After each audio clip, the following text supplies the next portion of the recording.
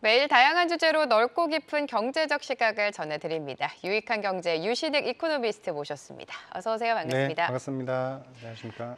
네, 오늘 시장 흐름을 보면요. 좀 하락세를 이어가다가 코스닥이 지금 상승으로 돌아서기는 했습니다. 자, 전일 밤 뉴욕 증시는 하락으로 좀 마감을 했습니다. 미국 경제 상황에 대해서 우리 시장이 워낙에 많은 영향을 받기 때문에 지표들을 좀 체크해봐야 될 것 같은데요. 자, 미국의 신용카드 부채 증가율이 사상 최고치를 기록을 하고 있습니다. 경제 지표가 다소 좀 엇갈리는 흐름을 보여주고 있어서 투자자 입장에서는 어떻게 해석해야 될지가 궁금해지거든요. 우리가 네. 이제 손바닥의 양면이라고 표현을 하죠. 그러니까 미국도 지금 그동안 소비 중심으로 서비스업 중심으로 해서 계속적으로 경제가 좋은 것처럼 보였지만 안 좋은 쪽도 분명히 그동안 존재를 했습니다. 그럼요. 방금 말씀하셨던 신용카드 연체율이 계속 높아지고 있고 중저소득 계층들이 주로 이용을 하는 신용카드와 관련된 부채 금액도 계속 높아지는 상태입니다. 근데 원래 안 좋았습니다. 원래 안 좋았는데 최근에 금융시장의 변동이 커지고 증시가 변동이 커지니까 이제 어떤 현상이 나타나냐면요.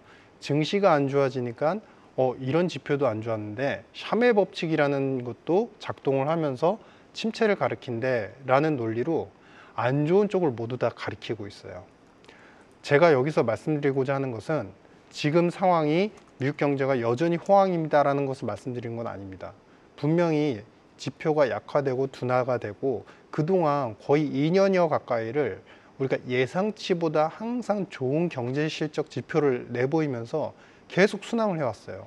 이런 이제 큰 미국의 항공모함 같은 거대 경제 규모가 항상 순항을 할 수는 없습니다. 쉬는 기간이 필요하다. 그렇죠. 근데 쉬면은 우리가 그 구간에서 증시가 변동을 보이면은 증시를 보고 지표를 해석하게 돼요. 그러면은 증시를 보고서 안 좋다고 하니까 그것 때문에 경제 지표가 안 좋은 게 뭐가 있지? 그 안 좋은 것만 추리게 됩니다. 오히려 그 반대로. 네. 네. 원래 있었던 겁니다. 근데 그걸 보면서 이래서 이제 침체가 오는구나. 더 안 좋아지겠구나. 부정적인 시각으로 가게 되죠. 근데 여기서 제가 한 가지 말씀드릴 것은요. 경기의 사이클, 미국도 마찬가지지만 3년, 4년 주기로 계속 변모를 합니다. 그러면서 구조도 변모를 합니다. 그런데 샤메의 법칙은 안 맞다라는 건 아닙니다. 우리가 분명히 참고할 만한 2019년에 페드의 전 이코노미스트가 만들어 놓으신 그런 지표 기준입니다. 근데 이게 지금은 살짝 또 안 맞는 부분도 존재를 합니다. 네. 왜? 구조 변화가 또 노동시장에서 3년 동안 어마어마하게 일어났기 때문입니다. 즉, 이 얘기는 종합해 드리면 우리가 조심하고 항상 돌다리도 두들기자라는 관점에서는 지금 변동성도 있고 전쟁에 대한 리스크들, 이란, 이스라엘 전쟁이 어떻게 또 확정이 될지 모르는 리스크들이 있기 때문에 주의하는 건 맞지만 지표상으로 놓고 봤을 때는 미국이 지금 기존에 안 좋았던 건 계속 안 좋고 좋았던 것이 잠시 휴지기, 잠시 쉬는 정도에 불과하다. 네. 앞으로 정책이 어떻게 또 나올지 모릅니다. 만약에 미래 3개월 후의 정책이 금리 인하뿐만 아니라 재정 정책, 그다음에 대선을 겨냥한 새로운 정책들이 나와서 또 업그레이드가 되고 만약에 증시가 좋아지면 지금 지표가 안 좋네라고 했던 비관론들은 그런 게 있었나? 라고 할 정도로 한순간에 사라지게 돼요. 그래서 정중동 항상 차분하게 지표의 상황을 그대로 드라이하게 읽는 그런 이제 네. 패턴들이 중요하다 이런 판단입니다. 네, 박사님 말씀은 원래 지표는 그 지표는 원래 안 좋았는데 시장이 좋았을 때는 투자자분들이 사실 보지를 않았다가 시장에 이렇게 하락장이 계속되니까 이 지표가 안 좋네. 이것 때문에 시장이 하락하는 건가? 이런 시각이 우세하다라는 말씀이신 것 같습니다.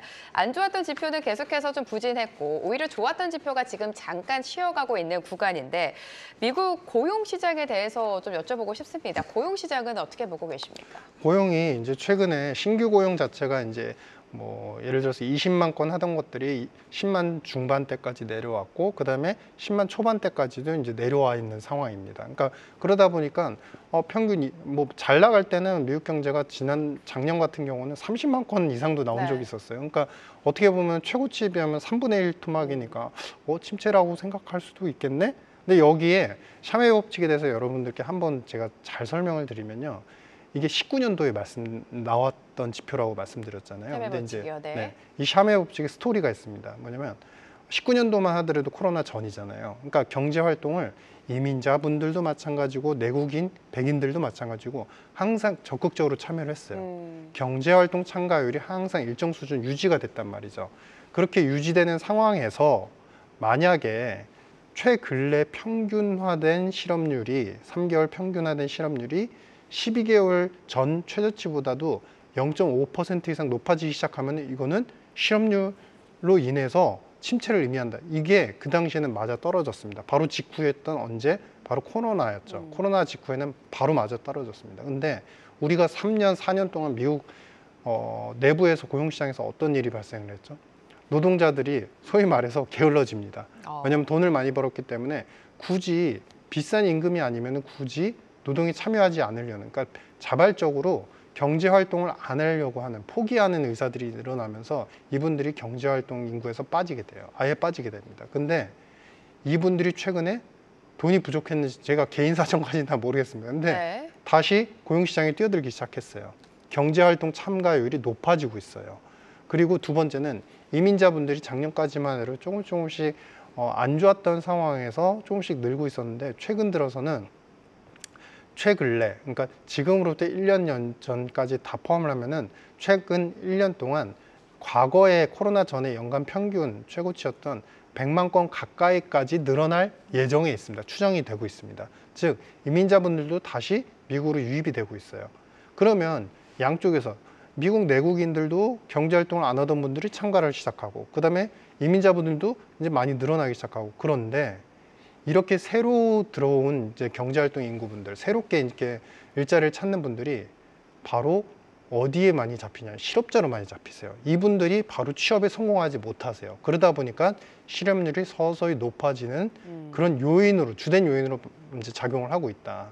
그래서 이분들을 우리가 소위 해서 뉴 엔트런트라고 하는데, 이 엔트런트 분들이 들어오면서 바로 이제 그동안에 너무 오래 쉬어가지고 가동이 안 되는 거예요. 그러니까 실업자로서 바로 잡히는 거죠. 일단은 구직을 하는데 바로 취업이 안 되니까요. 그런데 이런 분들 때문에 실업률이 높아지는 것을 이로 인해서 0.5%포인트 이상 올라갔으니까, 샤메 기준 지표가 그랬으니까 침체를 의미한다 라고 해석하는 거는 노동시장이 예전하고 너무 많이 달라졌다. 그래서 이걸 가지고서 오히려 지금 침체를 선언한다라고 보기에는 좀 괴리가 있다, 좀 네. 과도하다 이렇게 판단을 합니다. 박사님은 지금의 경기 침체 우려가 실제 경기 침체라기보다는 언급해 주신 2019년도, 2020년도 침체의 좀 파동일 수도 있다, 이렇게 말씀하시는 것 같은데, 가장 중요한 건 경기 확장 국면으로 도대체 언제쯤 진입할 수 있을까요? 그 가능성을 얼마만큼 보고 계시는 겁니까? 한 60% 이상은 보고 있고요. 그래요? 근데 네. 이제 시간은 많이 걸릴 것 같습니다. 시간은 이제 좀 다소 걸릴 최소 거다. 이제 4-5개월 정도는 봐야 될 것 같고요. 근데 우리가 자라보고 놀란 것은 소뚜껑 보고 놀란다고 표현을 네. 하잖아요. 그러니까 2000년 초반 때도 닷컴 버블 때도 그랬고, 그다음에 서프라임 위기 때도 그랬습니다. 경기 침체가 3개월, 6개월 경기 침체 확률이 60% 이상, 그리고 그 당시 2008년 당시에는 100% 가까이 올라갔었어요. 그런데 그 직후 2년 후에 20-30% 수준으로 경기 침체 확률이 살짝 높아진 적이 있어요. 항상 이거는 잔여 파동이라고 표현을 하는데, 네. 한번 침체가 크게 오고 나면요, 2-3년 후에 비슷하게 침체 양상으로 확률이 높아지는 케이스가 항상 나타납니다. 그게 채권 시장에서의 어떤 이제 뭐라고 해야 되죠? 우려죠. 그러니까 언제든 침체가 올 수 있어라는 이제 우려가 채권 시장에 작동을 하고, 그러면서 이제 장단기 금리 스프레드 역전 현상이 가속화되면서 나타나는데, 실제 지표는 그렇게까지 나쁘지 않단 말이죠. 그러니까 항상 왔다가 2-3년 후에는 잔파동으로 불확실성 그리고 침체에 대한 확률들이 좀 높아지는 경향들이 과거에도 항상 존재를 했었는데, 이번에도 비슷한 현상이다. 저는 이렇게 판단을 하고 있습니다. 다만 이제 결국에 경기 확장으로 또 가는데, 그게 4-5개월이나 왜 기다려야 되죠? 우리가 기다릴 게 두 개가 있죠. 첫 번째, 페드가 금리 인하를 얼마나 적극적으로 해주는지, 이 스탠스에 대해서 분명히 명확하게 나올 겁니다. 이 정도가 되면은 파월 의장도 더 이상 버티지 못할 겁니다. 그럼요. 네. 네, 그러면은 그 명확해지는 스탠스를 확인해야 되고, 실제 금리 인하를 확인해야 되고, 두 번째는 이제 대선을 앞두고 있는 상태에서 바이든 정부, 어쨌든 바이든 정부에서는 민주당 이제 해리스 부통령이 결국에는 또 당선이 될 수 있게끔 민주당의 재정 정책 드라이브를 또 막판까지 걸어야 되거든요. 그러면 그 기간까지 효과를 보려면 또 최소한 4-5개월 정도는 좀 걸릴 수 있다. 그렇죠. 그래서 이 두 가지 정책들을 우리가 기다리면서 약간 휴지기로 보시는 게 적당하다. 뭐 이렇게 보여집니다.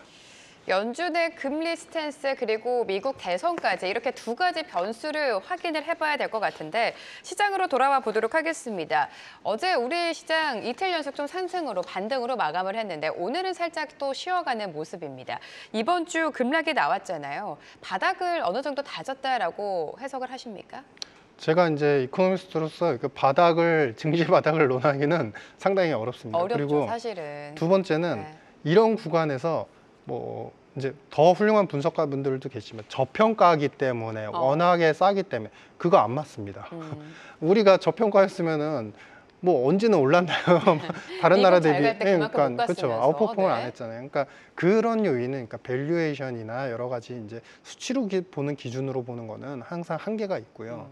지금 상황은 크게 세 가지입니다. 경기 침체, 근데 지표를 실제로 뜯어놓고 보면은 아직까지 침체는 아니다. 정책이 남아 있다. 두 번째, 우리가 엔킬 트레이드 청산 이슈가 있는데 일본이 사실 이제 발표를 했죠. 더 이상 과도하게 금리 인상 안 할게요. 근데 일본도요.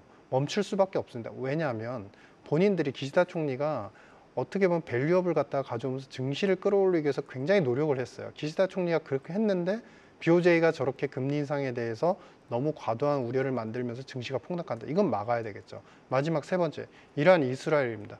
저는 이 부분에 대해서는 분명히 우리가 한번 변동성이 또 커질 수 있는 리스크는 있다라고 생각은 하지만 확전이나 원유, 유가에 미친 영향이 제한이 된다면 잔여 변동성, 불확실성 아직 그렇게 크게 남은 것 같지는 않다. 좀 어느 정도 정리가 되어가는 구간인 것 같다. 이 정도로 생각을 하고 있고 다만 위험 관리, 변동에 대한 관리에 대해서는 포지션을 분명히 좀 안정적으로 가져가실 필요는 있다. 이렇게 생각을 합니다. 또 오늘 밤 미국의 지난주 신규 실업수당 청구 건수가 나옵니다. 이 부분도 체크를 해야 될 것 같은데요. 미국 시장을 봐야겠지만 내일 또 우리 시장이 어떻게 흘러갈지가 궁금해지고요. 지금 또 댓글창으로 올라온 질문을 보면 코스피 3,000포인트 돌파 가능성 아직까지 남았다고 보시는지. 사실 2,900선을 향해서 열심히 가다가 트럼프 발언이라든지 미국의 여러 가지 불확실성으로 직격탄을 맞은 우리 시장 여전히 하반기에 3,000포인트 가능성을 보고 계십니까? 어떻습니까?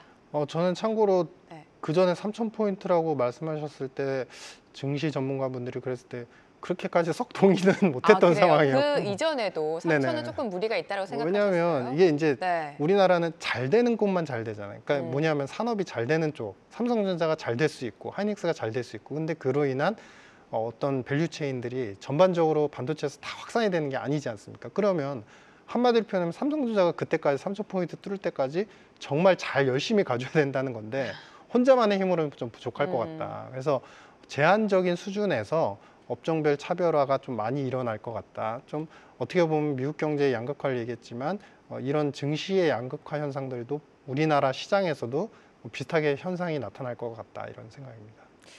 네, 지금 질문을 또 보도록 하겠습니다. 윤술님께서 하이닉스는 힘을 내는데 삼성전자는 왜 계속 힘을 내지 못할지 반도체를 봐야 되는 건가 이런 질문이 올라왔어요. 장기적인 부분에서 어쨌든 하이닉스는 디램에 대한 포지션이 많고 온리 어떻게 보면 반도체 포지션이죠. 근데 이제 삼성전자는 그래도 아직도 많이 다각화돼 있지 않습니까? 네.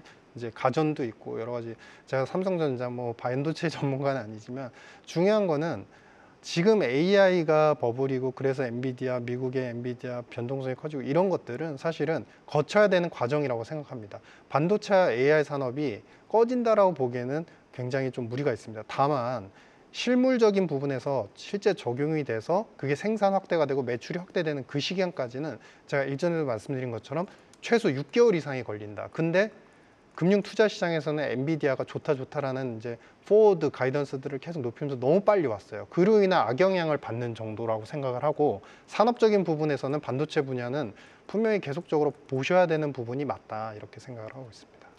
자, 앞서서 지금 미국의 지난주 신규 실업수당 청구 건수가 오늘 밤에 발표되기 때문에 이 부분도 궁금한데요. 마침 또 헤라님께서 오늘 나올 신규 청구 건수가 안 좋게 나온다면 어떻게 시장을 대응해야 되는 겁니까? 라고 질문을 주셨어요. 예, 분명히 안 좋게 나올 것 같습니다. 왜냐하면 최근에 보시면 네. 트렌드가 장기 실업, 연속적으로 받는 실업 청구 건수가 줄지 않고 있어요. 근데 최근에 제가 말씀드린 것처럼 뉴 엔트런트, 새롭게 들어온 분들이 실업자로 잡힌다고 말씀을 드렸잖아요. 근데 이분들은 분명히 실업 청구를 할 겁니다. 실업급여 청구를 할 겁니다. 그러면 당연히 청구 건수는 예상치보다 살짝 상회할 가능성도 네. 분명히 존재를 하겠죠. 그랬을 때 침체에 대한 이슈 논란들은 또 오늘 나올 것이고 그로 인해서 변동은 조금 더 부과가 될 수 있다. 그래서 일단 포지션을 여쭤보신다면 제가 그런 건 정말 어렵지만 약간은 오늘은 시장이 안정화된다고 해도 좀 안정적인 포지션, 너무 공격적으로는 가져가지 말자. 보수적으로 좀 준비를 해놓자, 뭐 이런 생각입니다. 좀 보수적인 관점에서 시장을 관망하는 게 좋겠다. 이런 말씀을 해주셨습니다. 자, 오늘은요 유신익 이코노미스트와 함께했습니다. 도움 말씀 감사합니다. 네, 감사합니다. 계속해서 다양한 경제 이슈를 알고 싶다면 구독과 좋아요, 알림 설정 부탁드립니다. AI 캐스터 권미정이었습니다.